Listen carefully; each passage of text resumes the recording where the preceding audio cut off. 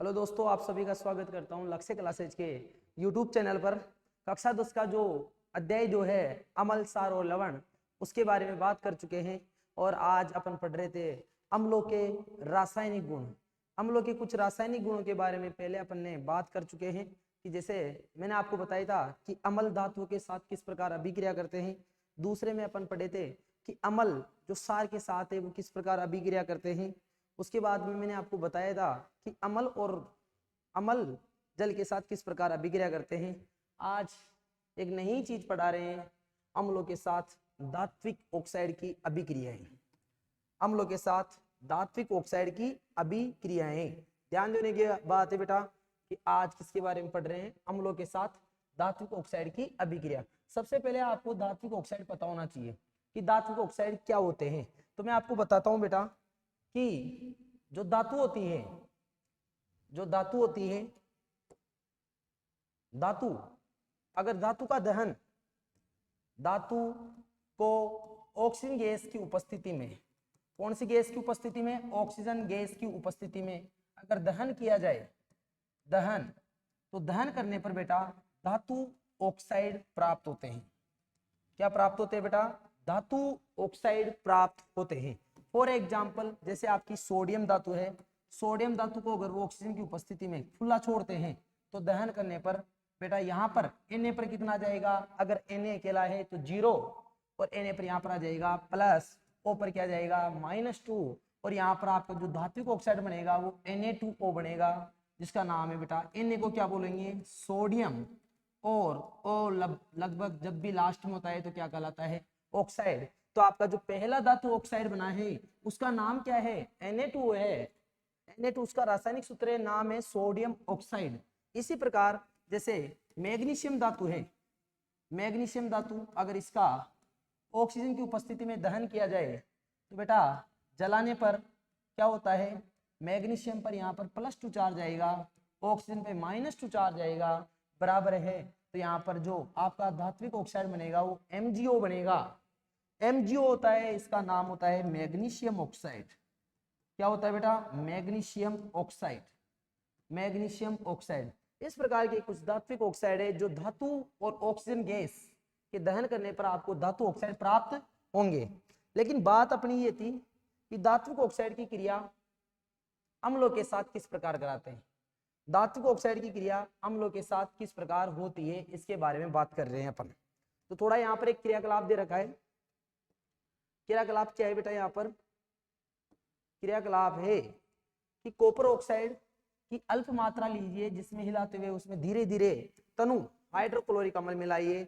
Villain के रंग पर ध्यान दीजिए, कॉपर ऑक्साइड का क्या हुआ बेटा। यहाँ पर थोड़ा सा समझना होगा आपको कि आप क्या ले रहे हो, copper oxide, copper oxide, copper second oxide इसको बोल सकते हैं, क्योंकि कॉपर की यहाँ पर जो ऑक्सीजन अवस्था है +2 है। इसमें आप क्या मिलाओ, तनु हाइड्रोक्लोरिक अम्ल, तनु हाइड्रोक्लोरिक अम्ल, हाइड्रोक्लोरिक अम्ल, हाइड्रोक्लोरिक अम्ल आपने इसमें मिलाया। हाइड्रोक्लोरिक अम्ल मिलाने पर क्या हो रहा है बेटा, यहाँ पर Cu पर +2 है, Cl पर माइनस, Cu +2 और Cl पर माइनस, तो यहाँ पर एक कंपाउंड बन जाएगा CuCl2, जिसका एक्वस विलेन बनेगा कॉपर क्लोराइड, कॉपर क्लोराइड का विलेन बनेगा दोस्तों, कॉपर क्लोराइड का विलेन बनेगा। साथ में बेटा आपके 2H और O मिलकर यहाँ पर क्या बना देंगे, H2O, जो जल होता है, मतलब कॉपर क्लोराइड का विलेन बनेगा।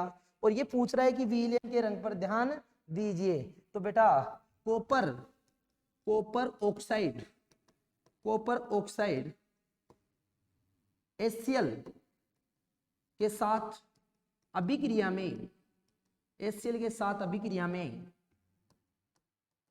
कॉपर क्लोराइड का विलयन, कॉपर क्लोराइड का विलयन, कॉपर क्लोराइड का विलयन बनने के कारण, कॉपर क्लोराइड का विलयन बनने के कारण विलयन का रंग, विलयन का रंग नीला हरा कैसा हो जाएगा, नीला हरा, मतलब क्या हो जाएगा बेटा, नील हरित रंग हो जाएगा। कैसा रंग हो जाएगा, नील हरित रंग हो जाता है, नील हरित रंग हो जाता है। बेटा अगर आप कॉपर ऑक्साइड की तनु हाइड्रोक्लोरिक अम्ल के साथ क्रिया कराते हो तो रासायनिक अभिकरण ये है, रासायनिक समीकरण ये है, और कॉपर ऑक्साइड HCl के साथ अभिक्रिया में कॉपर ऑक्साइड घुल जाता है और कॉपर क्लोराइड के रूप में बदलने के कारण जो विलेन का रंग हो जाता है वो नीला हरा रंग हो जाता है।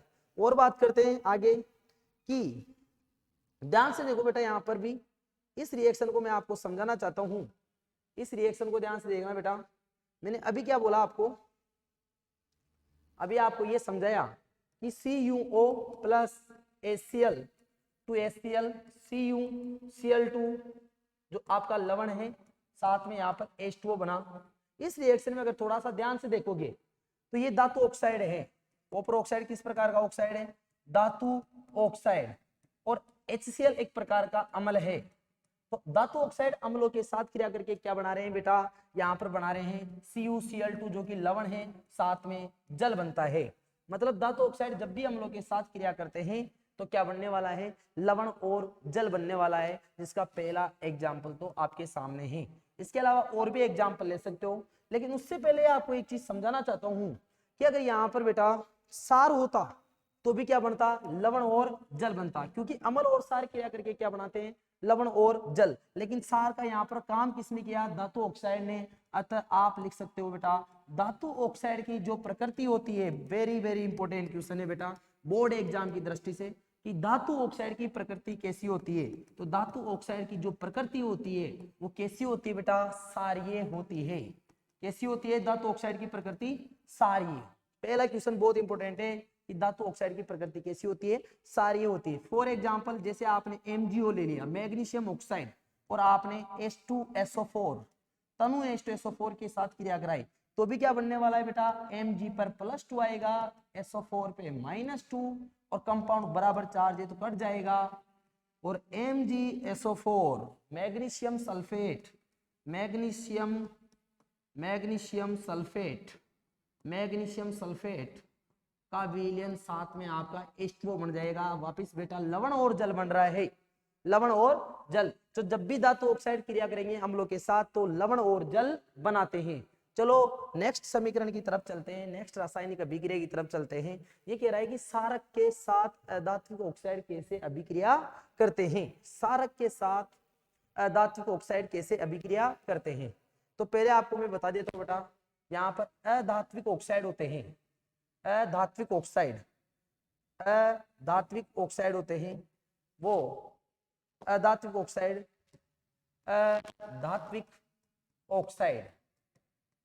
ऑक्साइड की अभिक्रिया अगर आप सारों के साथ करते हो, सारक के साथ, तो भी क्या बनने वाला है? यहाँ पर लवण और जल बनने वाला है।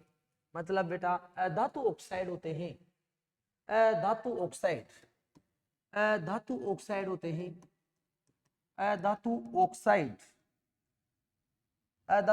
सारक के साथ अभिक्रिया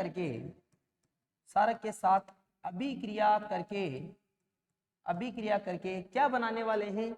यहाँ पर बनाने वाले हैं लवण एवं जल बनाते हैं। क्या बनाते हैं? लवण एवं जल बनाते हैं। सार के बगल में अम्ल होता तो भी क्या बनता? लवण व जल बनता। मतलब बेटा अम्ल का काम किसने कर दिया? धातु ऑक्साइड ने कर दिया। यहाँ से भी बढ़िया क्वेश्चन निकलता है, धातु ऑक्साइड की प्रकृति कैसी होगी? यहाँ पर अम्ल होता तो भी लवण जल बनता। मतलब अम्ल का काम किसने किया? धातु ऑक्साइड ने किया। प्रकृति कैसी होगी बेटा? यहाँ पर अम्लीय होगी। धातु ऑक्साइड की प्रकृति कैसी होगी? अम्लीय प्रकृति के होंगे। जबकि आपको मैंने पहले ही बता दिया कि जो धातु ऑक्साइड होते हैं, कुछ धातु ऑक्साइड जो कि अलग प्रकृति के भी होते हैं, उनके बारे में भी बात करेंगे। जो धातु ऑक्साइड होते हैं वो कैसे प्रकृति के होते हैं? सारीय प्रकृति के होते हैं। लेकिन यहाँ से एक और जो बोर्ड परीक्षा की दृष्टि से पहला इंपॉर्टेंट क्वेश्चन, दूसरा इंपॉर्टेंट क्वेश्चन, तीसरा इंपॉर्टेंट क्वेश्चन ये भी बता देता हूं। कुछ धातुओं के जो ऑक्साइड है, अम्ल व सारक, अम्ल व सारक। कुछ धातुओं के ऑक्साइड, उदाहरण बता देता हूं बेटा आपको यहाँ पर ही। कुछ धातुओं के ऑक्साइड कौन कौन से बेटा, जैसे कुछ धातुओं के ऑक्साइड जैसे जैसे एल्यूमिनियम, जिंक और आयरन, बहुत इंपॉर्टेंट है बेटा। एल्यूमिनियम, जिंक और आयरन के ऑक्साइड बहुत ज्यादा इंपॉर्टेंट है बेटा, वेरी वेरी इंपॉर्टेंट है। बोर्ड परीक्षा में 100% यहां से क्वेश्चन आता है। कुछ धातुओं के ऑक्साइड एल्यूमिनियम, जिंक और आयरन के ऑक्साइड होते हैं। आयरन के ऑक्साइड वो बेटा कौन सी प्रकृति के होते हैं, वो बेटा उभयधर्मी प्रकृति के होते हैं। कौन सी प्रकृति के होते हैं, उभयधर्मी प्रकृति के होते हैं, उभयधर्मी प्रकृति के होते हैं। क्योंकि बेटा एल्यूमिनियम, जिंक और आयरन के जो ऑक्साइड होते हैं वो बेटा अम्ल और सारक दोनों के साथ समान व्यवहार दिखाते हैं। अम्लों के साथ क्रिया करके भी बेटा क्या बनाते हैं, लवण और जल बनाते हैं, और सारों के साथ क्रिया करके भी क्या बनाते हैं, लवण और जल बनाते हैं। इस कारण अभी तो इतना सा पढ़ लो, आगे वाले चैप्टर में इनकी समीकरण भी बताऊंगा कि जो कुछ धातुओं के ऑक्साइड है एल्यूमिनियम, जिंक और आयरन, ये इनके ऑक्साइड होते हैं वो उभयधर्मी प्रकृति के होते हैं। जैसे फॉर एग्जांपल आप बोल सकते हो Al2O3, जैसे आप बोल सकते हो ZnO, जैसे आप बोल सकते हो Fe2O3। ये जो धातु ऑक्साइड है एल्यूमिनियम, जिंक और आयरन के, इनकी प्रकृति आप कैसे बोल सकते हो बेटा, उभयधर्मी बोल सकते हो। कैसी प्रकृति होती है इनकी, उभयधर्मी, जो सारों के साथ क्रिया करके भी लवण जल बनाते हैं और आपके अम्लों के साथ क्रिया करके भी लवण और जल बनाते हैं। तो अधातु ऑक्साइड होते हैं वो सारक के साथ क्रिया करके लवण और जल बनाते हैं। अधातु ऑक्साइड क्या जो प्रकृति होती है वो अम्लीय होती है, जबकि धात्विक ऑक्साइड की प्रकृति सारी होती है। और एल्यूमिनियम, जिंक और आयरन के ऑक्साइडों की प्रकृति कैसी होती है, उभयधर्मी होती है। जैसे और आगे बात करते हैं बेटा, आगे इसी टॉपिक को समझाता हूं कि अधातु ऑक्साइड एक्चुअली में क्या है। अधातु ऑक्साइड एक्चुअली में होते क्या है, जैसे आपका कार्बन अधातु होती है,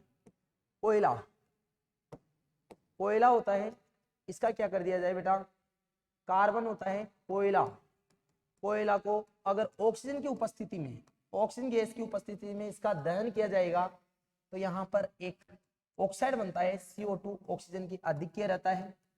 आधिक्य का मतलब ऑक्सीजन की कमी नहीं रहती है, और कोयला जलेगा तो यहाँ पर जो गैस बनेगी वो कार्बन डाइऑक्साइड गैस।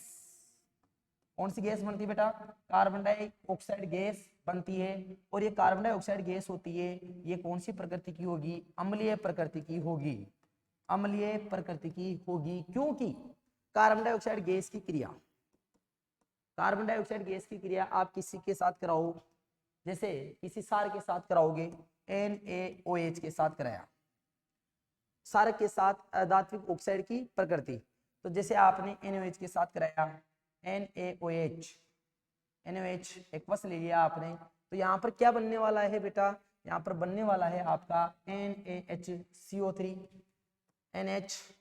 सॉरी बेटा यहाँ पर एक सेकेंड, अगर इसके साथ कराओगे आप तो यहाँ पर आपका जो बनने वाला है वो क्या बनने वाला है, यहाँ पर जो कंपाउंड बनेगा वो आपका बनेगा Na2CO3 plus H2O, Na2CO3 plus H2O।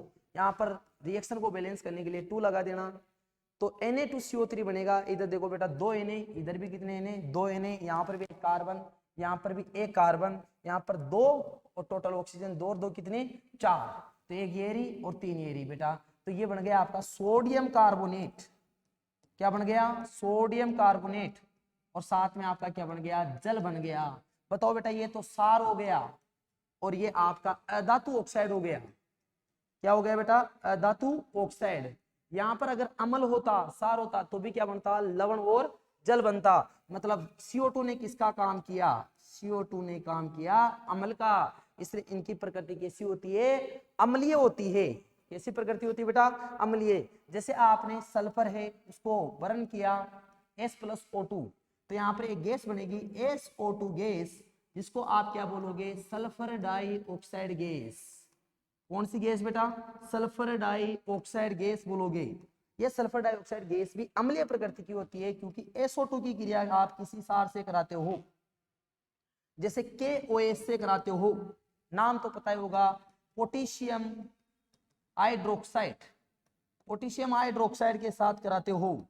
तो यहाँ पर जो बनने वाला है वो क्या बनने वाला है, आप सबको नजर आ रहा है K2SO4, K2SO4 प्लस H2O जल बनने वाला है जिसका नाम क्या है, पोटेशियम सल्फेट। क्या नाम है, पोटेशियम सल्फेट। और साथ में आपका क्या बनने वाला है, जल बनने वाला है, क्योंकि रिएक्शन भी एकदम बैलेंस है। आप पूरी रिएक्शन को ध्यान से देखते हो। तो जब भी अधातु ऑक्साइड की क्रिया अगर आप सारों के साथ कराते हो तो लवण और जल बनता है, और धातु ऑक्साइड की क्रिया अम्लों से कराते हैं तो भी लवण और जल बनता है।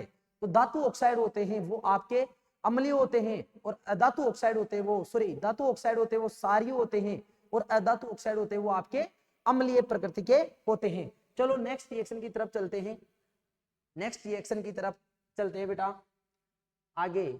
सभी अम्लों एवं क्षारकों में क्या समानता है, सभी अम्लों एवं क्षारकों में क्या समानता है, सभी अम्लों एवं क्षारों में क्या समानता है। पहली समानता मैं आपसे जिक्र करता हूं कि सभी अम्ल जल, सभी अम्ल व क्षार, सभी अम्ल व क्षार, सभी अम्ल व क्षार, अम्ल व क्षार प्रबल विद्युत अपघट्य होते हैं, प्रबल विद्युत, सभी अम्ल व क्षार, सभी अम्ल व क्षार विद्युत अपघट्य होते हैं, विद्युत अपघट्य होते हैं जो जल में आयनों के रूप में टूट जाते हैं, जल में आयनों के रूप में टूट जाते हैं, आयनों के रूप में टूट जाते हैं। सभी अम्लों एवं क्षारकों में सबसे मेन समानता यह है कि सभी अम्ल व क्षार विद्युत अपघट्य पदार्थ है जिनको जल में मिलाने पर वो किसमें टूट जाते हैं, आयनों में टूट जाते हैं। इस चीज को समझाने के लिए यहाँ पर एक क्रियाकलाप की सहायता ली गई है। आपको बोला गया है, आपको क्या बोला गया है कि यहाँ पर थोड़ा सा जो ग्लूकोज एल्कोहल हाइड्रोक्लोरिक अम्ल और ग्लूकोज एल्कोहल हाइड्रोक्लोरिक अम्ल सल्फ्यूरिक अम्ल आदि का क्या लीजिए, विलयन लीजिए, उसे किलो पर लगाकर 100 मिलीलीटर के बीकर में रख देना है, बल्ब तथा स्विच के माध्यम से जोड़ दीजिए। अब बीकर में थोड़ा सा क्या डालो, तनु सल्फ्यूरिक अम्ल के द्वारा डालकर उसमें विद्युत धारा प्रवाहित करनी है। फिर इसी क्रिया को तनु सल्फ्यूरिक अम्ल के साथ, पहले HCl के साथ, अब सल्फ्यूरिक अम्ल के साथ दोहराना है। फिर इसी क्रिया को ग्लूकोज और एल्कोहल के साथ भी दोहराना है। फिर क्या कहता है, ये कहता है कि अब आपने क्या प्रेक्षण किया, क्या बल्ब प्रत्येक स्थिति में जलता है। इस चीज को आपको यहाँ पर समझना है। तो इसके लिए डायग्राम भी दे रखा है, ये डायग्राम सबको आना चाहिए। क्या डायग्राम दे रखा है बेटा, इसमें डायग्राम दे रखा है कि यहाँ पर रबर का कोर्क लगा रखा है, इसमें विलयन बना रखा है, तनुकर्त अम्लीय विलयन है, कील है, बीकर है, स्विच है और यहाँ पर बल्ब है, और जल में अम्ल का विद्युत चालन करता है। कैसे करता है वो आपको समझना है। तो बेटा सबसे पहले बात बताई गई थी, किसकी बात बताई गई थी यहाँ पर सबसे पहले, कि आपको किस किस के सैंपल लेने हैं, HCl, H2SO4 और HNO3। इसके अलावा आगे और बोलेगा ये NaOH, मतलब ये सार आ गया। इसके अलावा आपको ग्लूकोज और एल्कोहल के सैंपल लेने, एल्कोहल के विलयन के सैंपल लेने हैं और उसमें विद्युत धारा प्रवाहित करके आपको चेक करना है। तो सबसे मेन बात बता दूं बेटा मैं यहाँ पर, पहली बात, अगर आप HCl लेते हो, HCl जिसका नाम एक्वस एल मतलब तनु सल्फ्यूरिक अम्ल लेते हो, तनु सल्फ्यूरिक अम्ल, और उसमें विद्युत धारा प्रवाहित करते हैं, तो बेटा HCl होता है वो आपका H+ और Cl- आयनों में टूट जाएगा जल के अंदर। ये आयन है हाइड्रोजन आयन और ये है क्लोराइड आयन। ये आपका हाइड्रोजन आयन है और वो आपका क्लोराइड आयन है। दूसरा है अगर आपका H2SO4 लेते हो, वही तनु सल्फ्यूरिक अम्ल, तनु सल्फ्यूरिक अम्ल लेते हो, तनु सल्फ्यूरिक अम्ल, तो बेटा ये भी जल में आयनित हो जाएगा। किस किस के अंदर, H+ के अंदर और SO4-2 के अंदर 2H+ आयन यहाँ पर मुक्त होंगे। इसको बोलते बेटा सल्फेट आयन, इसको क्या बोलते हैं, सल्फेट आयन, और इसको बोलते बेटा हाइड्रोजन आयन। एक और बात बताता हूं बेटा, तीसरी बात, कि अगर आप HNO3 लेते हो, तनु HNO3, मतलब तनु नाइट्रिक अम्ल, तनु नाइट्रिक अम्ल लेते हो और इसको भी आप जल में मिलाते हो, जल में मिलाते हो, तो यहां पर भी बेटा आपका H+ और क्या बनने वाला है, NO3- बनने वाला है। NO3- को आप कौन सा आयन कहोगे, नाइट्रेट आयन कहोगे, और H+ को आप कौन सा आयन कहोगे, हाइड्रोजन आयन कहोगे। ये बात तो हो गई किसकी बेटा, अम्लों की। तो जरा इन तीनों रिएक्शनों को ध्यान से देखोगे तो तनु सल्फ्यूरिक, सॉरी यार बेटा, यहाँ पर तनु तनु तनु हाइड्रोक्लोरिक अम्ल, तनु हाइड्रोक्लोरिक अम्ल, तनु हाइड्रोक्लोरिक अम्ल। अगर तनु हाइड्रोक्लोरिक अम्ल, तनु सल्फ्यूरिक अम्ल और तनु नाइट्रिक अम्ल की तीनों रिएक्शनों को ध्यान से देखोगे, जल में मिलाने पर, विद्युत धारा प्रवाहित करने पर इनका आयनन हुआ और बेटा यहाँ पर ये आयनों में टूट गए। तो यहां से कॉन्सेप्ट निकलता है कि HCl H2SO4 HNO3 जलीय विलयनों में H+ आयन का दान करते हैं, मतलब जल की उपस्थिति में ये H+ आयन का दान करते हैं, और HCl H2SO4 और HNO3 है, ये जल की उपस्थिति में H+ आयन का दान करने के कारण अम्लीय प्रकृति को दर्शाएंगे। कौन सी प्रकृति को दर्शाएंगे बेटा, अम्लीय प्रकृति को दर्शाएंगे, क्योंकि इन्होंने जलीय विलयनों में H+ आयन, जल के अंदर H+ आयन मुक्त किए हैं, और वे पदार्थ जो जल में H+ आयन दे देते हैं वो अम्ल होते हैं, वो अम्लीय प्रकृति को प्रदर्शित करते हैं। तो यहां से मैं आपको समझा देता हूं कि जो पॉइंट क्या लिखना है आपको, नोट्स में क्या ऐड करना है यहाँ पर बेटा, कि जो आपका HCl होगा, HCl H2SO4, HNO3 आदि सभी अम्ल, आदि सभी अम्ल, आदि सभी अम्ल जल की उपस्थिति में, जल की उपस्थिति में, जल की उपस्थिति में क्रमशः, उपस्थिति में क्रमशः H+, Cl- तथा 2H+, SO4- 2 एवं यहां पर H+ व NO3- आयनों में टूट जाते हैं, आयनों में टूट जाते हैं।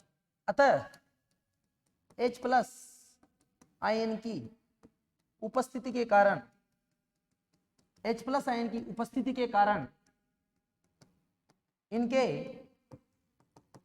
जलीय विलयन, इनके जलीय विलयन, इनके जलीय विलयन अम्लीय प्रकृति के होते हैं, अम्लीय प्रकृति के होते हैं, अम्लीय प्रकृति के होते हैं। पहली बात तो ये है इंपोर्टेंट बात कि ये H+ Cl- H+ SO4- 2 और H+ NO3- आयनों में टूट रहे हैं, अर्थात H+ आयन की उपस्थिति कारण इनके जलीय विलयन कैसी प्रकृति के होंगे, अम्लीय प्रकृति के होंगे। दूसरी इंपोर्टेंट बात है बेटा, HCl H2SO4, HNO3 आदि अम्लों के जलीय विलयन है, जलीय विलयन में मुक्त आयनों की उपस्थिति के कारण, किसके कारण बेटा, मुक्त आयनों की उपस्थिति के कारण, मुक्त आयनों की उपस्थिति के कारण, उपस्थिति, मुक्त आयनों की उपस्थिति के कारण इनके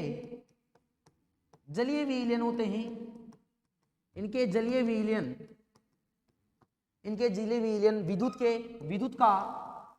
विद्युत का चालन करते हैं, विद्युत का चालन करते हैं। तो बेटा अम्लों में जल के अंदर मिलाने पर H+ और अन्य आयनों में टूट जाते हैं, ऋण आयनों में टूट जाते हैं। तो बेटा ये H+ आयन जल की उपस्थिति में देते हैं, इस कारण इनके जलीय विलयन होते हैं वो अम्लीय प्रकृति के होते हैं। तथा जब इनको जल में मिला रहे हो आप, तो बेटा आपको पता है ये मुक्त आयन आ गए, इसके अंदर आयनों में टूट गए ये, तो मुक्त आयनों की उपस्थिति के कारण, जब देखो बेटा किसी भी कॉन्सेप्ट में अगर बात करते हैं इलेक्ट्रिक करंट की, तो दो चीजों के कारण करंट का फ्लो होता है। पहला आप सबको पता है कि धातुओं में मुक्त इलेक्ट्रॉन होते हैं और मुक्त इलेक्ट्रॉन की गति को विद्युत धारा कहते हैं, मतलब इलेक्ट्रॉन की उपस्थिति के कारण धातु विद्युत की सुचालक होती है। उसी प्रकार जो जलीय विलयन होते हैं उनमें अगर मुक्त आयन है तो बेटा उनके विलयन विद्युत धारा का चालन करते हैं, क्योंकि वो आयन गति करते हैं और आयनों की गति के कारण बेटा आवेश की गति होती है, आवेश की गति के कारण विद्युत धारा का चालन होने लग जाता है। ये बेटा बात थी अम्लों के बारे में। इसी प्रकार मैं आपको सारों के बारे में बताता हूं। सार, सार का सैंपल लिया था आपने क्या, NaOH, NaOH। इसको भी अगर आप जल में मिलाओगे H2O में तो Na प्लस और Na प्लस और OH माइनस, Na प्लस और OH माइनस आयनों में टूट जाएगा OH माइनस आयन, जिसको आप बोलते हो हाइड्रोक्सिल आयन एक्वस। ये विलयन में आयन एक्वस अवस्था में ही रहते हैं। इसी प्रकार अगर आप KOH को भी जल में मिलाते हो H2O, पोटेशियम हाइड्रोक्साइड इसका नाम है भाई साहब, पोटेशियम हाइड्रोक्साइड। तो ये K प्लस एक्वस और OH माइनस आयन में अपघटित हो जाता है। इसका नाम है बेटा, Na को बोलो सोडियम, OH को क्या बोलोगे, हाइड्रोक्साइड। तो इसका नाम क्या हुआ, सोडियम हाइड्रोक्साइड। नाम क्या हुआ, सोडियम हाइड्रोक्साइड। इनमें थोड़ा ध्यान से देखोगे बेटा तो आपको सबको पता चल रहा होगा कि यहाँ पर भी बेटा ये OH माइनस आयन है, और OH माइनस आयन के कारण कौन सी प्रकृति होती है, सारीय प्रकृति होती है। तो पहला कॉन्सेप्ट यहाँ पर लिखना पड़ेगा, NaOH, KOH, जैसे सभी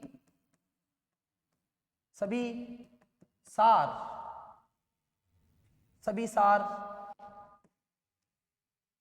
NaOH, KOH आदि जलीय विलयन में क्रमशः Na प्लस OH माइनस तथा यहाँ पर K प्लस व OH माइनस आयनों में टूट जाते हैं। अतः इनके जो जलीय विलयन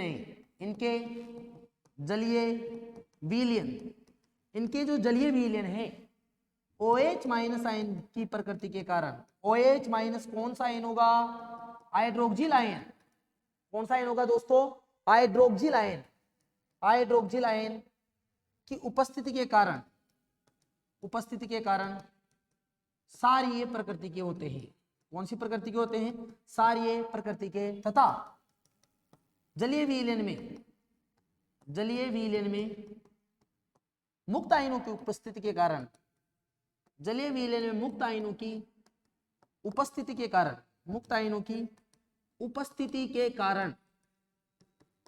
विद्युत धारा का चालन करते हैं।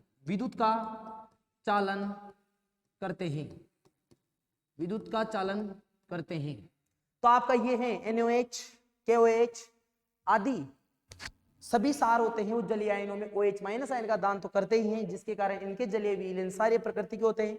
परंतु इनके जलीय विलयनों में भी मुक्त आयन पाए जाते हैं, इसलिए सारों के जलीय विलयन भी विद्युत धारा का चालन करते हैं। अब लास्ट चीज है बेटा आपका आया था ग्लूकोज। क्या आया था बेटा, ग्लूकोज और एल्कोहल। जो ग्लूकोज और एल्कोहल है वो अम्लीय प्रकृति क्यों नहीं दर्शाते, क्योंकि जो बेटा ग्लूकोज एवं एल्कोहल जैसे सहसंयोजक यौगिक इलेक्ट्रॉन की साझे से बने हैं। सहसंयोजक यौगिक जलीय विलयन में अपघटित नहीं होते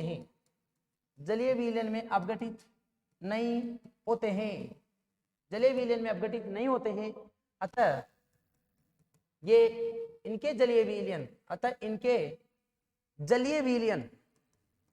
इनके जलीय विलयन विद्युत धारा का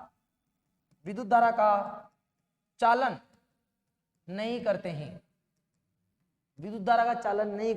तो समानता की बात कर रहे थे, तो पहली समानता यही थी कि अम्ल होते हैं और सार होते हैं, वो जलीय विलयनों में मुक्त आयनों में टूट जाते हैं, इस कारण वो उनके जलीय विलयन विद्युत धारा का चालन करते हैं। वरना अम्ल के जो जलीय विलयन है उनकी प्रकृति अम्लीय ही होगी, H+ आयन पाया जाता है, और सारों की जो जलीय विलयनों की प्रकृति होगी वो सारी होगी, क्योंकि उनमें OH- आयन हाइड्रोक्सिल आयन पाया जाता है। लेकिन समानता यह है कि दोनों के जलीय विलयन विद्युत धारा का चालन करते हैं, परंतु एल ग्लूकोज और एल्कोहल के जैसे सहसंयोजक यौगिक होते हैं वो जलीय विलयन में अपघटित नहीं होते हैं। इनके जो जलीय विलयन होते हैं वो विद्युत धारा का चालन नहीं करते हैं। यहां से एक इंपॉर्टेंट क्वेश्चन ये भी बनता है कि ग्लूकोज एवं एल्कोहल के जलीय विलयन में H प्लस आयन की अनुपस्थिति होती है, क्योंकि वो आयनों में नहीं टूटते हैं, की अनुपस्थिति होती है। अतः इनके जलीय विलयन होते हैं,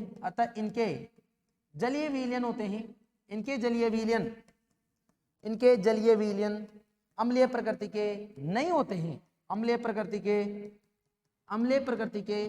नहीं होते हैं। ग्लूकोज एल्कोहल के जलीय विलयन है, उनमें H प्लस आयन नहीं होगा, क्योंकि वो आयनों में नहीं टूटते हैं। इस कारण इनके जो विलयन होंगे वो अम्लीय प्रकृति के नहीं होंगे। नेक्स्ट टॉपिक की तरफ चलते हैं। नेक्स्ट टॉपिक कौन सा है? जलीय विलयन में अम्ल या क्षारक का क्या होता है। बेहतरीन सा टॉपिक है, आपको पूरा समझ में आ चुका होगा कि जलीय विलयन में अम्ल और क्षार का क्या होता है, आपको सबको पता है। पहले बात कर लेता हूं अम्लों के बारे में। तो अम्लों के बारे में आपको पढ़ा रखा है। अम्लों के बारे में बात करूं तो अम्ल होते हैं, अम्ल जल में H प्लस आयन, कौन सा आयन? H प्लस आयन, जिसको क्या बोलेंगे? हाइड्रोजन आयन का दान करते हैं, या आयनों में टूट जाते हैं। कि जैसे ये HCl है, HCl को आप किस में मिलाते हो? H2O में मिलाते हो। तो HCl H2O की उपस्थिति में H प्लस और Cl माइनस आयनों में टूट जाता है। और ये आपका एक्वस है, ये कौन सा आयन है आपका? Hydrogen ion. और अभी बताया इनके जलीय विलयन अम्लीय प्रकृति को होते हैं, क्योंकि H प्लस आयन के जलीय विलयनों में पाया जाता है। ये जो H प्लस आयन है, इसका आकार बेटा बहुत छोटा होता है, बहुत सूक्ष्म होता है। इस कारण जो H2O है, जल, क्योंकि जल के अंदर ही होता है, तो जल के अंदर मिलकर ये H3O प्लस आयन, जिसको क्या बोलोगे आप? हाइड्रोनियम आयन में बदल जाता है। तो कई जगह ऐसा भी दिया होता है कि जो अम्ल होते हैं, अम्ल जल में H प्लस आयन या hydronium ion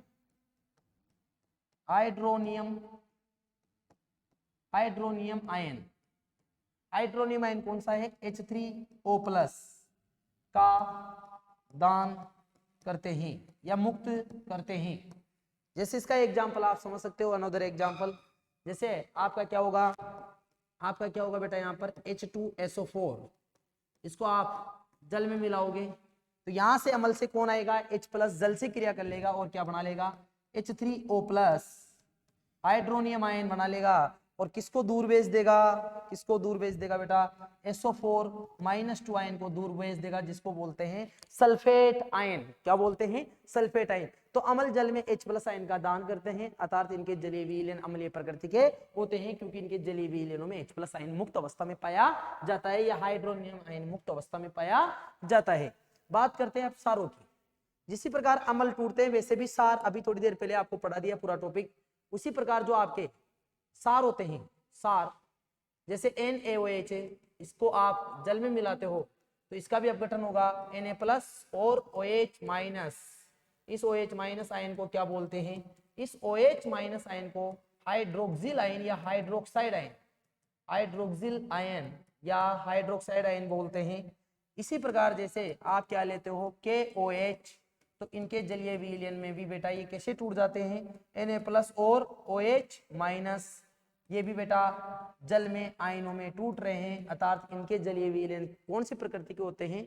OH minus ion की उपस्थिति के कारण क्षारीय प्रकृति के होते हैं। कौन सी प्रकृति के होते हैं? क्षारीय प्रकृति के होते हैं। तो ये बात थी बेटा कि जलीय विलयन में अम्ल या क्षारक का क्या होता है। नेक्स्ट बात करते हैं बेटा, नेक्स्ट रासायनिक गुणधर्म की तरफ चलते हैं। ये क्या कह रहा है? कि एक स्वच्छ एवं शुष्क प्रकनली में बहुत इंपॉर्टेंट क्रियाकलाप आ चुका है बेटा, ये इसको ध्यान से समझना। क्या है ये पूरा क्रियाकलाप? एक स्वच्छ एवं शुष्क प्रकनली में लगभग 1 ग्राम सोडियम क्लोराइड लीजिए और उपकरण व्यवस्थित कीजिए। प्रकनली में कुछ सांद्र सल्फ्यूरिक अम्ल डालिए। आपने क्या परीक्षण किया? क्या निकास नली से कोई गैस बाहर आ रही है? क्या निकास नली से कोई गैस बाहर आ रही है? इसी प्रकार उत्सर्जित गैस की सूखे तथा नम नीले लिटमस पत्र द्वारा जांच कीजिए। किस स्थिति में लिटमस पत्र का रंग परिवर्तित होता है? उपरोक्त क्रियाकलाप के आधार पर अम्लीय गुणों के बारे में क्या निष्कर्ष निकाल सकते हैं? बहुत खतरनाक क्वेश्चन है। शुष्क HCl गैस की प्रकृति और HCl विलयन की प्रकृति कैसे होती है, ये आपको पूरा समझना है। तो चलते हैं आगे। ये क्या कह रहा है बेटा कि निकास नली, एक प्रकनली ले लीजिए, प्रकनली, एक प्रकनली लीजिए और प्रकनली में चिमटा विमटा लगाए रखा है आपने यहाँ पर, और एक प्रकनली में सोडियम क्लोराइड लिया और उसमें क्या डाल दिया आपने? HCl डाल दिया, HCl डाल दिया। और जो गैस निकलेगी उस गैस का क्या करना है आपको? सूखे और नीले लिटमस पत्र के साथ, सूखे और नम लिटमस पत्र के साथ टेस्ट करना है, वो पूरा समझना है आपको। तो बेटा यहाँ पर आपको समझा देता हूँ कि क्या है पूरा का पूरा कॉन्सेप्ट। पूरा कॉन्सेप्ट क्या है आपको मैं बताता हूँ, ध्यान से, पूरा ध्यान से समझना है। क्या आपने NaCl sodium chloride, sodium chloride का जलीय विलयन लिया, सोडियम क्लोराइड का जलीय विलयन, सोडियम क्लोराइड का जलीय विलयन लिया। सोडियम क्लोराइड का क्या लिया आपने बेटा? जलीय विलयन। और उस प्रकरण में कुछ क्या मिलाया आपने? सांद्र सल्फ्यूरिक अम्ल। यहां पर देखो बेटा ध्यान से, क्या मिलाया आपने? सांद्र सल्फ्यूरिक अम्ल। ये NaCl है, इसका जलीय विलयन सोडियम क्लोराइड का जलीय विलयन लिया, जलीय विलयन, और उसमें आपने H2SO4 मिलाया, सांद्र सल्फ्यूरिक अम्ल मिलाया, सांद्र सल्फ्यूरिक अम्ल, सांद्र सल्फ्यूरिक अम्ल। तो दोस्तों दिख रहा है यहाँ पर Na पे प्लस है, SO4 पे -2 है। यहाँ पर जो कंपाउंड बनेगा वो क्या बन जाएगा? Na2SO4 का विलयन बन जाएगा, जिसको बोलेंगे सोडियम सल्फेट। सोडियम सल्फेट का विलयन तैयार हो जाएगा। H+ और Cl- क्रिया करेंगे, कौन सी गैस निकलेगी? Hydrogen chloride gas. कौन सी गैस का निकास होगा? Hydrogen chloride gas. तो पहली बात, इस अभिक्रिया में उत्सर्जित गैस, इंपॉर्टेंट क्वेश्चन है, इस अभिक्रिया में उत्सर्जित गैस कौन सी है? इस अभिक्रिया में उत्सर्जित गैस, उत्सर्जित गैस कौन सी है? उत्सर्जित गैस है वो आपकी कौन सी है? हाइड्रोजन क्लोराइड गैस है।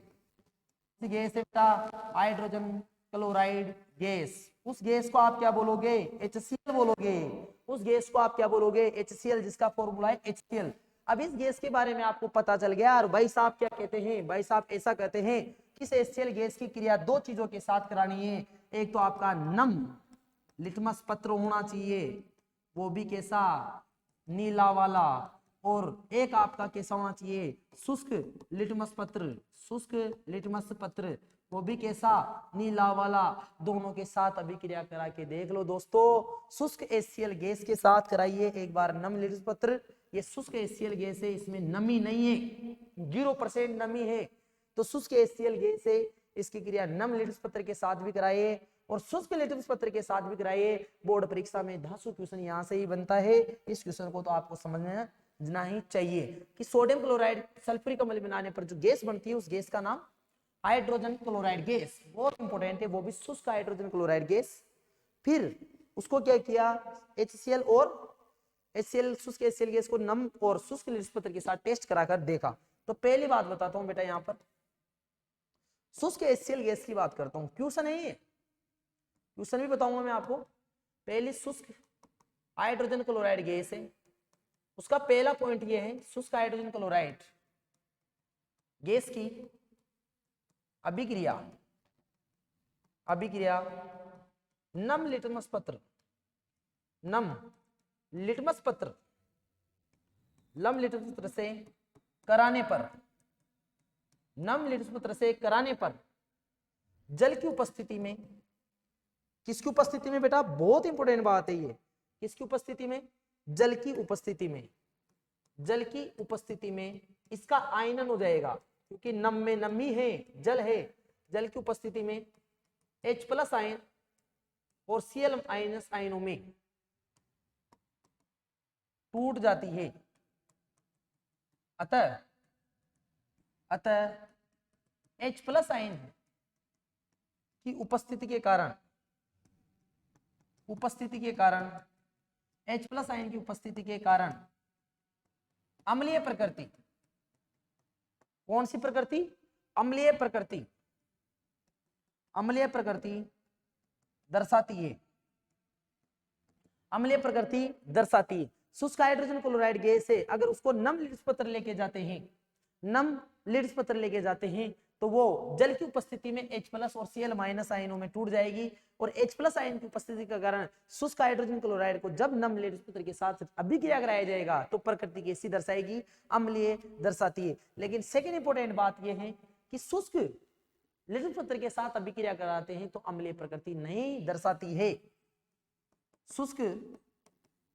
शुष्क हाइड्रोजन क्लोराइड गैस, शुष्क हाइड्रोजन क्लोराइड गैस होती है, शुष्क हाइड्रोजन क्लोराइड गैस, शुष्क हाइड्रोजन क्लोराइड गैस सूखे लिटमस पत्र के साथ, सूखे लिटमस पत्र के साथ, शुष्क हाइड्रोजन क्लोराइड सूखे लिटमस पत्र के साथ H+ आयन, H+ आयन की अनुपस्थिति के कारण, H+ आयन की अनुपस्थिति के कारण, H+ आयन की अनुपस्थिति के कारण अम्लीय प्रकृति नहीं दर्शाती है, अम्लीय प्रकृति नहीं दर्शाती है।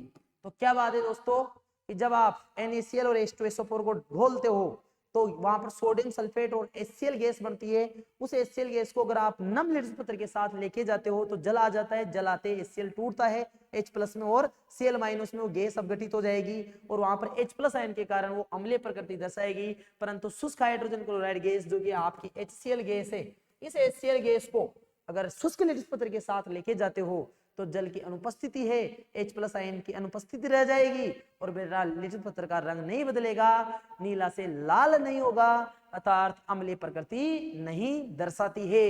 ये बहुत ही शानदार क्वेश्चन था बेटा। इसके बाद में और चलते हैं, इसके बाद में यहां तक मैंने आपको कवर करा दिया। यहां पर एक इंपॉर्टेंट बात रखी है कि सभी सारक क्या होते हैं, जल में घुलनशील नहीं होते हैं। जल में घुलनशील सारकों को ही क्या कहा जाता है बेटा, सार कहा जाता है। सभी सारक जल में घुलनशील नहीं होते हैं, नोट्स में ऐड कर लेना इन चीजों को बेटा। सभी सारक जल में घुलनशील नहीं होते हैं। जल में घुलनशील सारक को क्या कहा जाता है, सार कहा जाता है। इनका स्पर्श साबुन की तरह, स्वाद में साबुन की तरह चिकना, स्वाद में कैसा होता है, कड़वा होता है और इनकी प्रकृति कैसी होती है, संसारक होती है। इनका छूना या चखना गलत है, ये हमारे लिए हानिकारक होते हैं। तो सभी सारकों को सार नहीं कहा जाता, केवल जल में घुलनशील सारक सार कहलाते हैं। जैसे आपके NaOH, जैसे आपके KOH, ये आपके सारक है, लेकिन ये सार भी है क्योंकि ये जल में घुल जाते हैं। आगे बात करते हैं बेटा, आगे कौन सा टॉपिक है। ये मैंने आपको पहला क्वेश्चन यहाँ से करवा दिया। देखो कौन कौन से क्वेश्चन यहाँ पर करवा दिया मैंने आपको बेटा। यहाँ पर कौन कौन सा करा दिया, HCl HNO3 जलीय विलयन में अम्लीय लक्षण क्यों प्रदर्शित करते हैं, क्योंकि अम्लीय विलयन में, जलीय विलयन में H+ आयन पाया जाता है, ये पूरा करा दिया। अम्ल का जलीय विलयन विद्युत का चालन करता है, सही है। अम्ल का जो जलीय विलयन में उसमें मुक्त आयन पाए जाते हैं, इस कारण विद्युत का चालन करता है, ये पूरा करा दिया। शुष्क हाइड्रोजन क्लोराइड गैस शुष्क लिट्स पत्र के साथ रंग क्यों नहीं बदलती है, ये अभी जस्ट करवाया कि जो आपका शुष्क हाइड्रोक्लोरिक गैस है, हाइड्रोजन क्लोराइड गैस है, उसमें शुष्क लिट्स पत्र में जल नहीं होता और जल की अनुपस्थिति में H+ आयन मुक्त नहीं करती है, मुक्त नहीं करती है, अतः अम्लीय प्रकृति नहीं दर्शाती है। अम्ल को तनुकृत करते समय ये क्यों अनुशंसित करें कि जल अम्ल को जल में मिलाना चाहिए, न कि जल को अम्ल में, इस क्वेश्चन के बारे में बात करेंगे। और अम्ल के विलयन को तनु करते समय हाइड्रोनियम आयन की सांद्रता कैसे प्रभावित हो जाती है, इस क्वेश्चन के बारे में बात करेंगे। जब सोडियम हाइड्रोक्साइड के विलयन में आदि के सारक मिलाते हैं तो हाइड्रोक्साइड आयन की सांद्रता कैसे प्रभावित होती है, इस क्वेश्चनों के बारे में बात करते हैं। इधर देखो बेटा ध्यान से, एक कॉन्सेप्ट यहां पर और बताता हूं आपको मैं। कॉन्सेप्ट का नाम क्या है, जिसको बोलते हैं तनुकरण। क्या बोलते हैं बेटा, तनुकरण। तनुकरण क्या होता है, तनुकरण का मतलब है जैसे ही मेरे पास एक बोतल है या बीकर है, इस बीकर में मैंने यहाँ पर 20 मिलीलीटर HCl मिला रखा है और यहाँ पर 80 मिलीलीटर जल है। यहाँ पर एक और बीकर बना रहा हूं, इस बीकर में बेटा मेरे पास यहाँ पर बेटा 80 मिलीलीटर HCl है और केवल 20 मिलीलीटर जल है। इन दोनों को देखने पर मुझे ऐसा लग रहा है इसमें जल की मात्रा थोड़ी ज्यादा है और इसमें जल की मात्रा थोड़ी कम है। यहाँ पर 20 तो जल है, 80 HCl है, तो इन दोनों की तुलना में थोड़ा हल्का विलयन ये हो रहा है। ऐसे विलयन को तो कहते हैं तनु, और ऐसे विलयन को कहते हैं बेटा जिसमें अम्ल ज्यादा हो वो कहलाता है आपका सांद्र विलयन। इसके बारे में मैंने आपको पहले भी पढ़ा रखा है। अब तनुकरण किसे कहते हैं कि इस तनु विलयन को और ज्यादा तनु करना है, या इस सांद्र विलयन को मुझे HCl ज्यादा है ना, इसको और तनु करना है तो क्या मिलाऊंगा, जल मिलाऊंगा। और जल मिलाने पर होगा क्या कि इकाई आयतन में जो H+ आयन है या सार होगा तो OH- आयन है, तो प्रति इकाई आयतन में H+ आयन और OH- आयनों की संख्या में क्या हो जाएगी, कमी हो जाएगी। इसे ही बेटा तनुकरण कहा जाता है। तो तनुकरण क्या हुआ, तनुकरण हुआ कि प्रति इकाई आयतन में, तनुकरण क्या हुआ, तनुकरण क्या हुआ कि अम्ल के जलीय विलयन में और अधिक जल मिलाने पर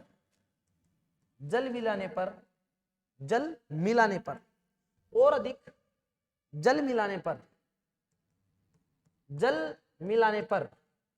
जल मिलाने पर क्या होगा, प्रति इकाई आयतन में H+ या H3O+, जिसको कौन सा आयन बोल रहे थे आप, हाइड्रोनियम आयन। कौन सा आयन बोल रहे थे बेटा, हाइड्रोनियम आयन। हाइड्रोनियम आयन की संख्या में कमी हो जाती है,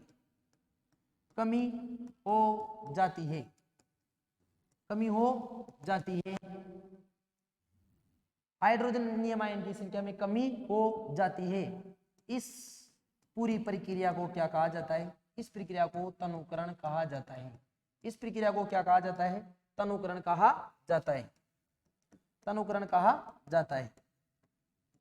अभी बताया, इसकी जगह आप ये भी लिख सकते हो H+3 आयन और H3O+ आयन व OH- आयनों की संख्या भी प्रति इकाई आयतन में कम हो जाएगी। इस पूरी प्रक्रिया को कहेंगे तनुकरण। अगर अम्लों की बात करें, पहला क्वेश्चन यह था कि अम्लों के जलीय विलयन में और जल मिलाने पर हाइड्रोजनियम आयन की सांद्रता कैसे प्रभावित होती है वो आपको बताए। तो मैंने यहाँ पर ही बता दिया कि अम्ल के जलीय विलयन में अधिक जल मिलाएंगे तो प्रति इकाई आयतन में हाइड्रोनियम आयनों की संख्या में क्या हो जाएगी, कमी हो जाएगी। अम्लों के जलीय विलयन में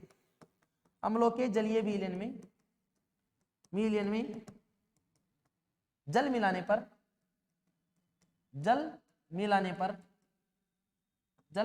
पर प्रति इकाई आयतन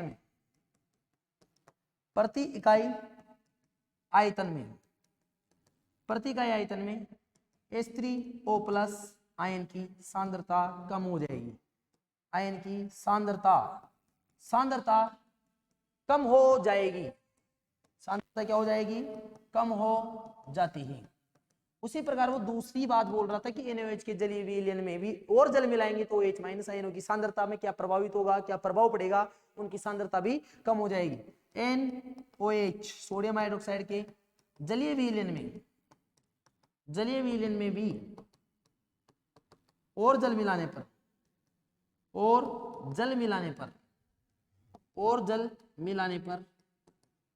प्रति इकाई आयतन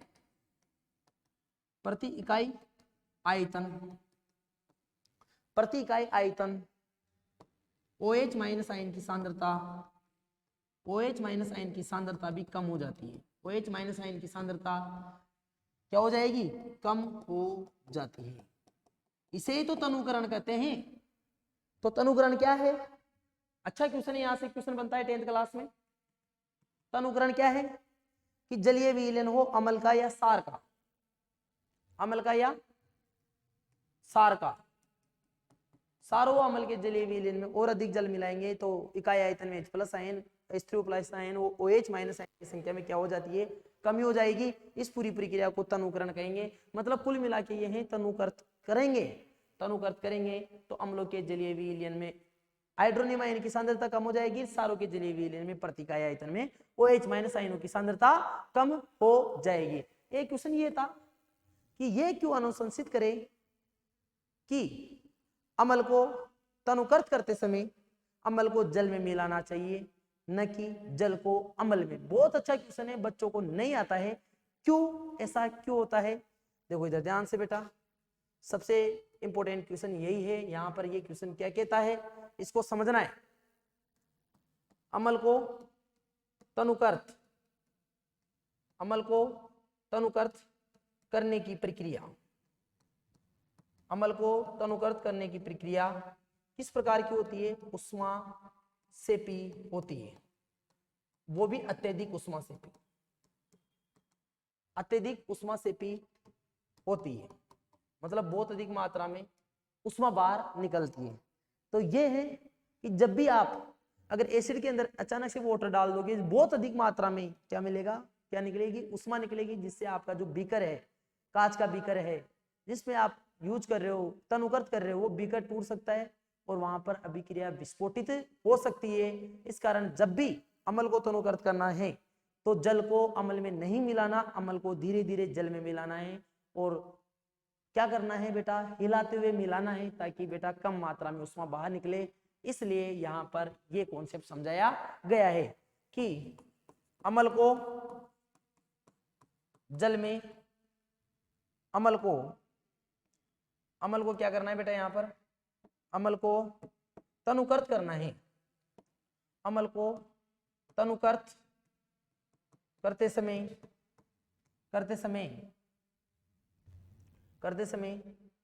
अम्ल को जल में धीरे धीरे हिलाते हुए मिलाना चाहिए, क्योंकि यह एक उष्मासेपी क्रिया है। कैसी क्रिया है? उष्मासेपी क्रिया है। उष्मासेपी क्रिया है। जल में अम्ल को मिलाने पर, जल में अम्ल को मिलाने पर, कारण बता रहा हूं मैं, जल में अम्ल को मिलाने पर अत्यधिक मात्रा में उष्मा बाहर निकलती है। अत्यधिक मात्रा में उष्मा बाहर निकलती है, जिससे प्रयोग में उपयोग में लिया जा रहा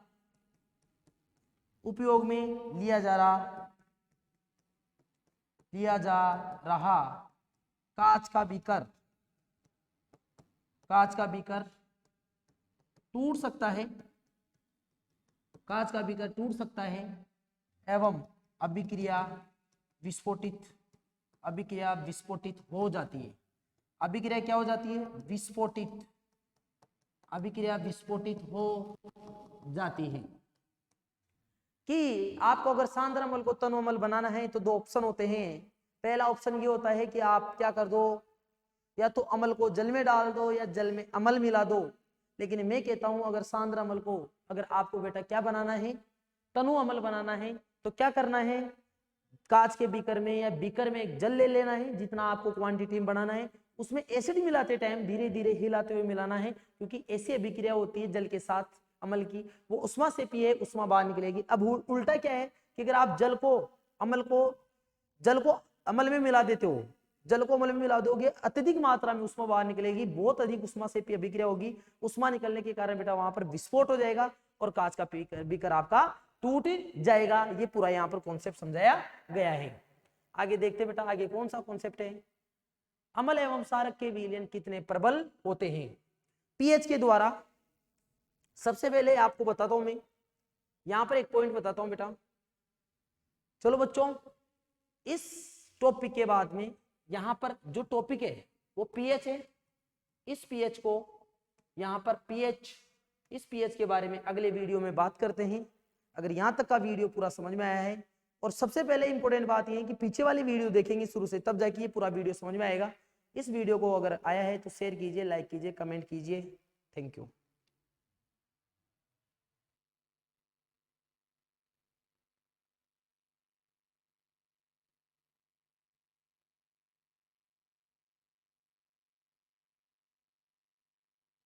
चिड़िया जो, ओ बॉस।